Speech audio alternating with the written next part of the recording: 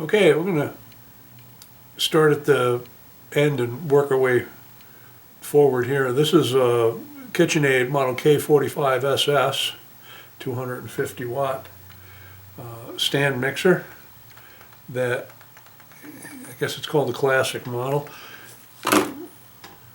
They were originally solid state, started in 1979. This probably was purchased in the 80s and was gifted to a woman's daughter here not too long ago.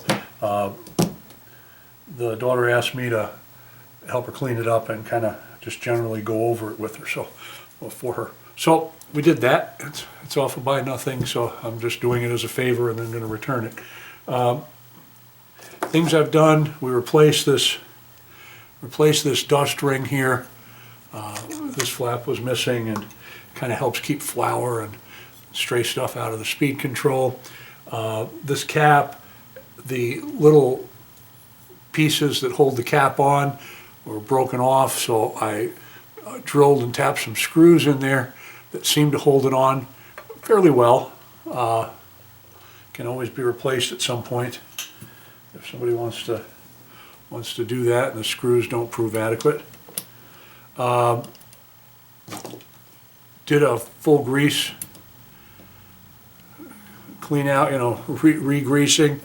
It was pretty bad. It had turned to varnish pretty much all over the mixer, so there was, you'll see it if you look at the detail later, it was pretty brown.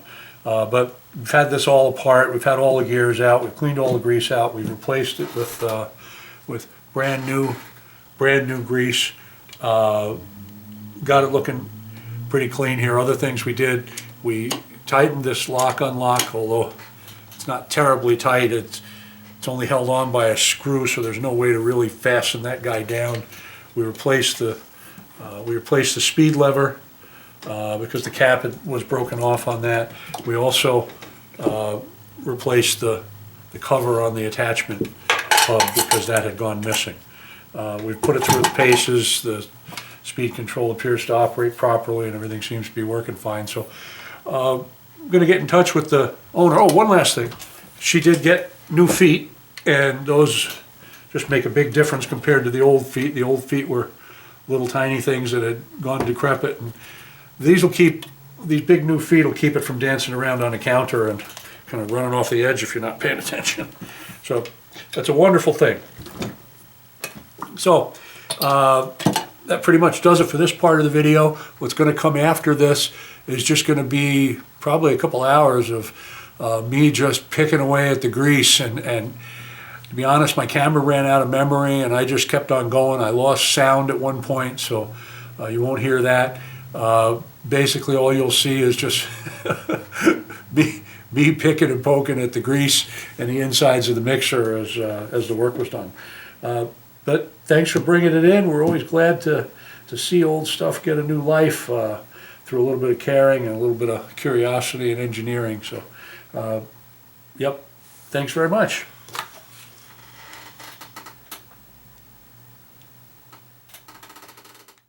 So this is you recognize it. It's a Kitchenaid mixer, Kitchenaid stand mixer, and the person who owns it was actually given to them by their mother a long time ago, and it just generally said she generally wanted to clean it up and kind of fix it. So one of the things that so we're going to do that over the course of the next few minutes here, but one of the things I just wanted to point out before we got too far into this, I've already made a minor adjustment on this. So this cap sits on the back here, and what normally happens is there are some little tabs on the back of this cover that hook onto these little tabs right here, and then the cover kind of pivots, and then a screw holds it on top. And those tabs were broken; they were gone. What I did to solve the problem, at least until we can get around to it, is I drilled a couple holes into the casting here where the tabs used to be. And I put a couple screws in there, a couple little tiny screws. And you know, we don't want to pick it up by this probably, but as a general rule, it's enough so that the cover will catch on there and then pivot and be held in by the screw on the top. So it's not just dangling, bouncing around when the mixer's running. So just that work is done. I'm going to set that aside. Something else that you'll notice here, it's kind of hard to tell because it's something that's not here that should be.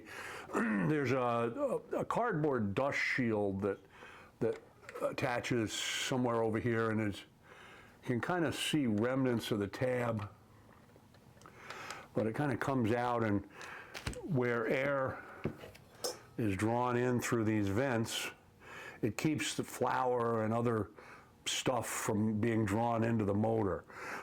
So before I'm done, I will figure out what shape cardboard that needs to be, and I'll put something in there to serve the same purpose, at least again, until something more long-lasting can be done. So notice the dust that's going on here. That's because that shield is missing. So we'll clean that up when we get to it. What we're going to do, there's, you notice this brown residue. It's all around the edges of the beauty band here, and you can see it kind of more closely down here on the trim ring and such as. That's all kind of evidence of grease over time separating and then leaking out of the mixer. And it's not dangerous, it's food safe grease and all, but not the most good looking thing. And so what we're gonna do is we're gonna open this up, we're gonna change the grease, we're gonna clean it out, change the grease. At the same time, there were a couple other things going on. The headlock apparently doesn't want to stay. So we'll see if we can fix that so that it'll stay in the lock position. And on the other side, the knob is missing. Now, there are people that are making knobs that'll just stick on here, and they're, you know, on Etsy you can buy a knob, probably cheaper, a little bit cheaper than you can buy a whole lever. But the Kitchenaid solution is to buy this part, which is a new lever.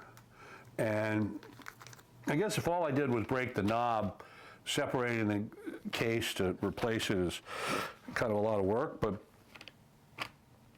since we're going to have it open, it's no work at all, and so I went ahead and bought a new lever.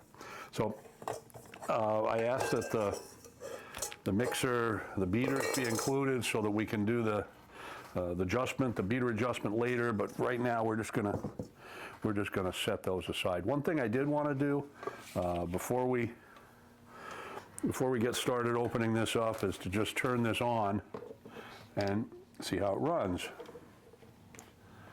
So it's plugged in.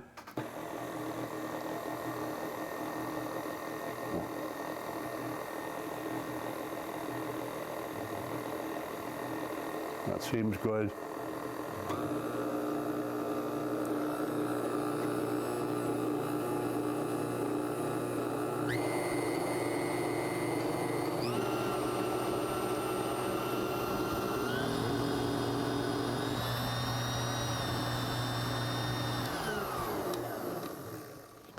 All right, so it seems to be going through the paces pretty well. No need to change that. I'm not going to touch the speed control. We'll check it again before we check it out, but we'll just proceed now to open this up. I'm not going to do a lot of talking while I do this, because it's going to be a while. But feel free to watch. Lots of guides about how to take these apart on the internet.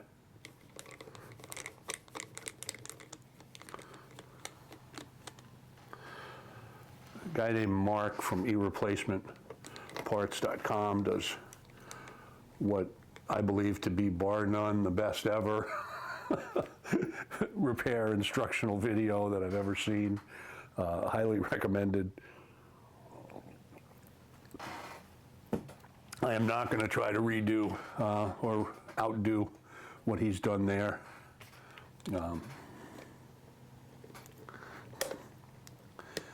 So this beauty ring is actually stuck to the side of the mixer by the grease.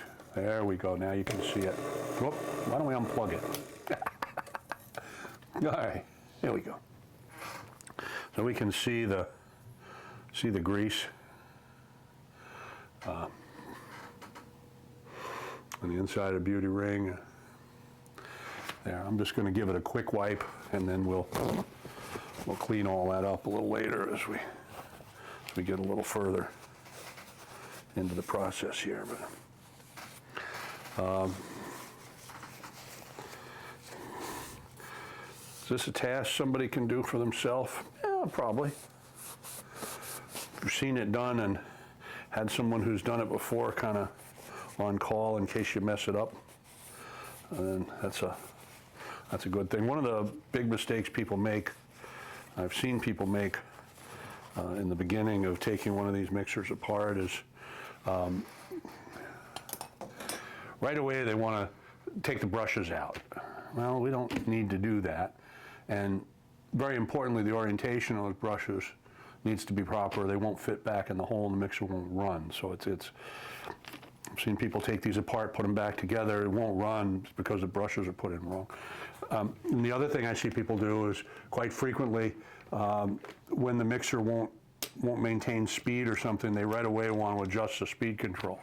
And rarely is it the speed control. And we'll talk a little bit more about that maybe as we get a little further in here. So things we don't want to do, I guess. And again, I'm just going to take a little bit of the goo off here before we get further into this. We'll take the cord out. Cord looks good overall.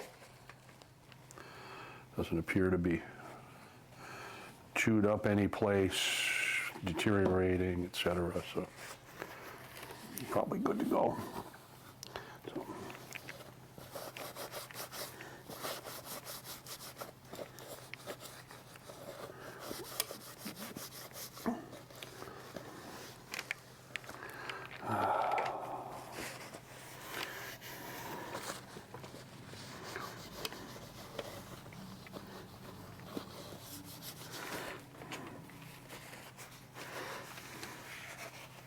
All right, so to actually get this open,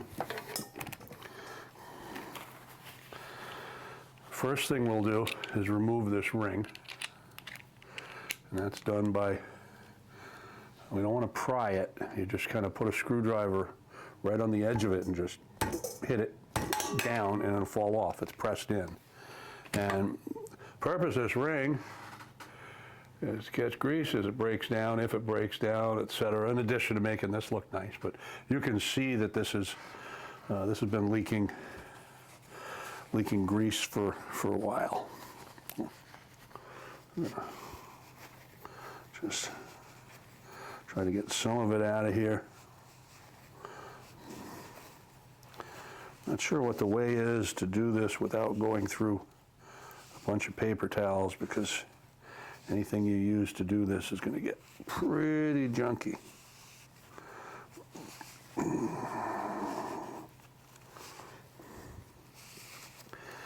Oh. Again, we'll come back to this, but see, that's been leaking for quite a while. All right.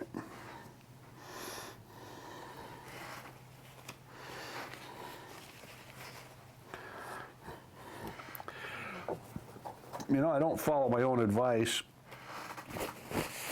What do I mean by that? Well,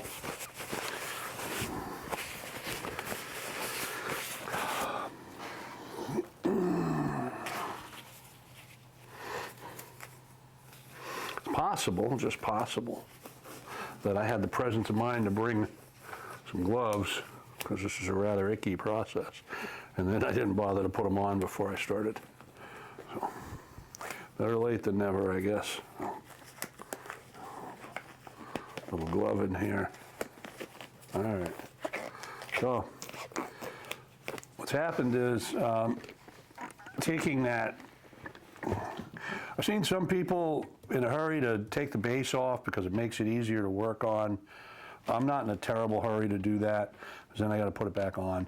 But what I wanted to show you was you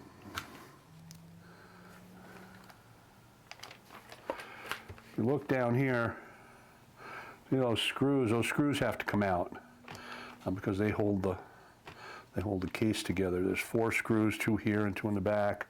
Actually, one of the back screws is missing, I see. So we'll have to try to find a screw for that. But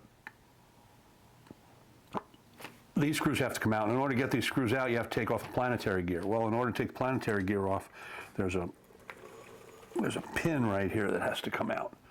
And it can be stubborn. So if there's anything in this whole process that's daunting to someone who's never done it before, is how hard you have to whack it to get that pin out. And you'll see me do that in just a minute here.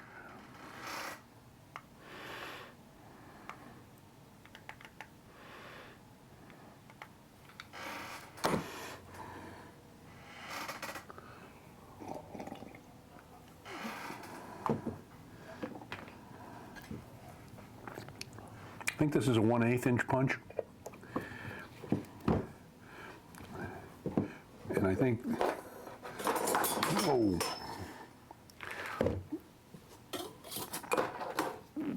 And I think this is a carpenter's hammer. And we're just gonna center the punch and wrap it. Center the, remember this has been in here for, oh, this was made in the 70s, I think.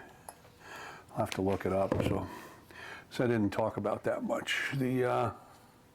This is a Kitchenaid classic. It is solid state, but it's a K45SS. So this is actually from the first year that the solid state was available from Kitchenaid. And that's a good thing, because the same parts are used today for replacement of the speed control. Before solid state, they used a combination of analog components, and some of those are not available anymore, and so you have to kind of find suitable replacements.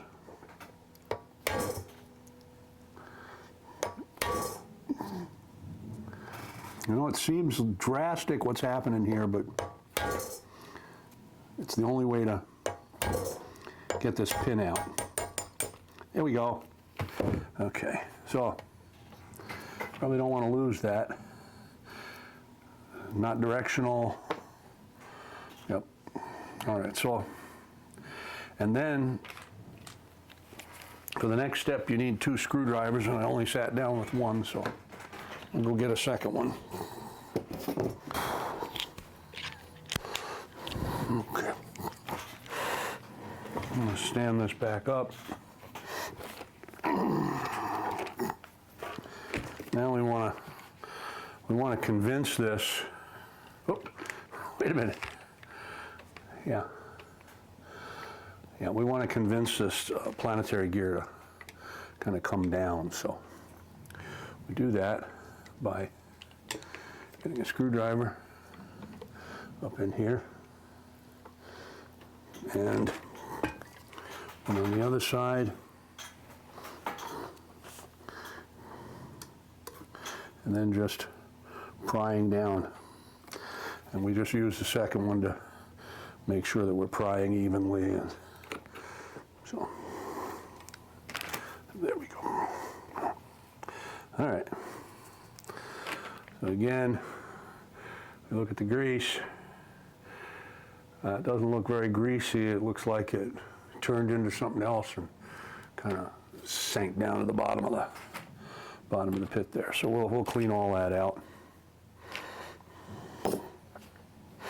But what that did for us was gave us access to those screws.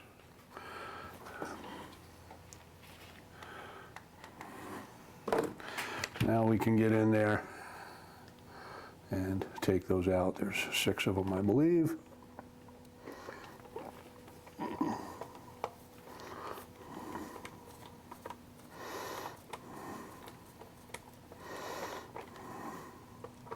They're all the same.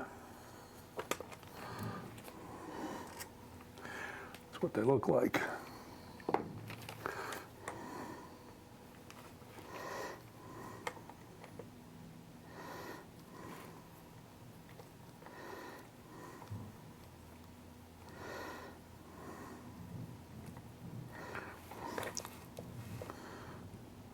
Well, there aren't 6 of them. 1, 2, 3, 4, 5. There's only 5.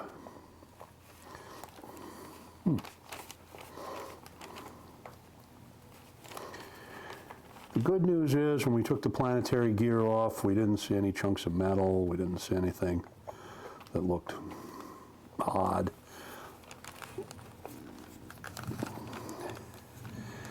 When we pulled down, the shaft stayed up. Not a problem with this mixer, but some of the Pro-line mixers, the shaft doesn't stay up.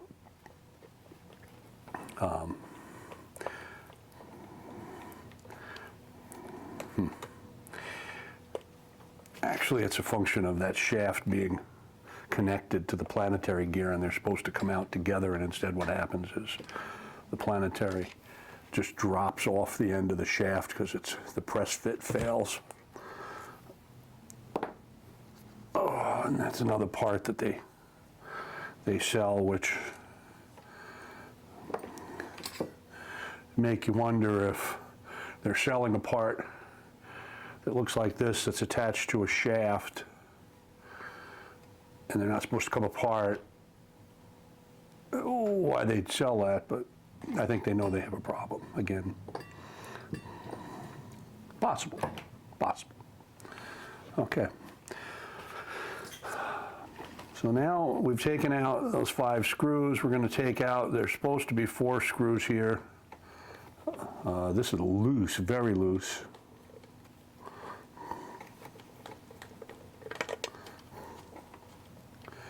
And this is a longer screw, or same length but thicker. And there's 4 of them. Usually there's 4 of them. They're usually the same, except for one of them has a lock washer on it. We'll see if the one with the lock washer is the one that stayed in, or if the one that fell out. And the one with the lock washer is supposed to go in the back of the mixer. Doesn't matter which side, but it's supposed to go in the back. And I'm not real sure why, but that's where it goes. Okay.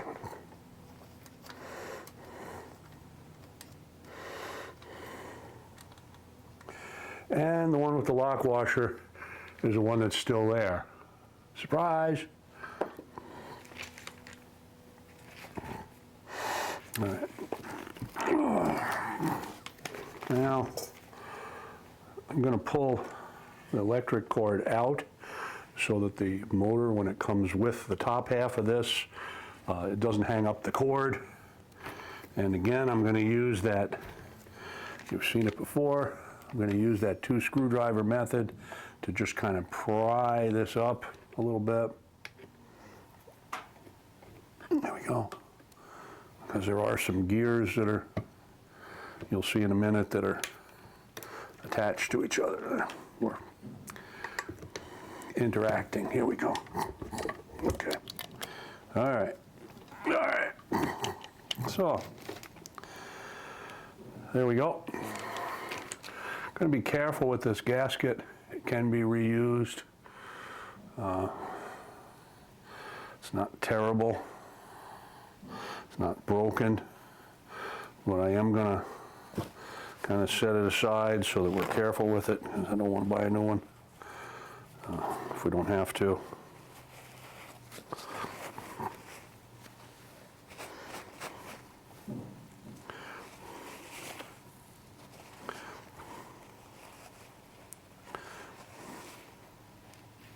All right.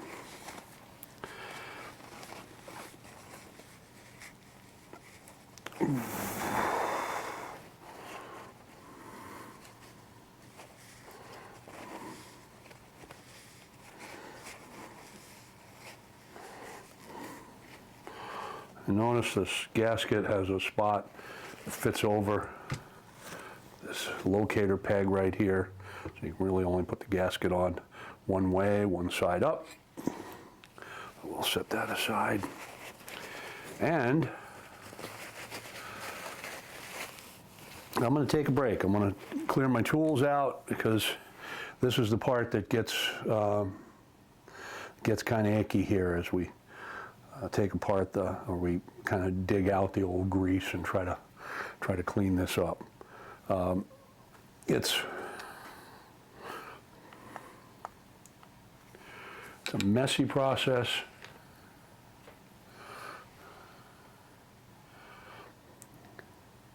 We'll get it as clean as we can. We don't have to get it all out. Good news is we haven't had a wreck here. We haven't had, at least so far, I don't see a lot of evidence of wear on the metal gears. So we're not digging big flakes of metal out of the grease. So just for future reference, we'll see this better after I clean it off. There's a gear right here that is the one that actually comes in contact with the motor, and it's made out of plastic. And so it's made to self-destruct if something, you get a spoon stuck in the mixer or something like that, rather than have the whole mixer burn up, crash and burn. That gear is sacrificial. It gives up the ghost there. And then common issue that we have with these is people bring them in, the motor comes on, but it doesn't turn, and that's because that gear has been stripped, and so we replace that gear. It can be done. Anyway, I'll be back. Right now, just gonna, like I said, I'm gonna move some tools away, and I'll be back.